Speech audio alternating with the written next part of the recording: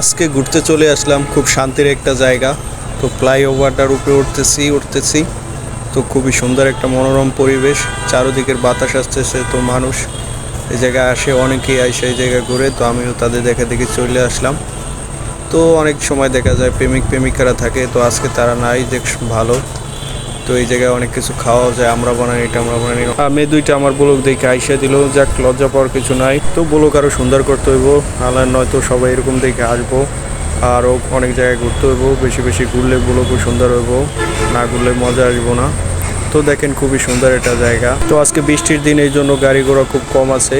তো বৃষ্টির ভিতরে গাড়ি ঘোড়া চলতে খুব সুন্দর লাগে দেখতে, আমিও তাই উপভোগ করতেছি।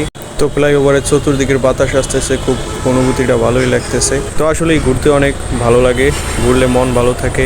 তো সঙ্গী না থাকলে একা একা ঘুরতে হয়, আপনারাও ঘুরবেন, না ঘুরলে মন ভালো থাকে না, তাই একা একা ঘুরতে চলে আসলাম।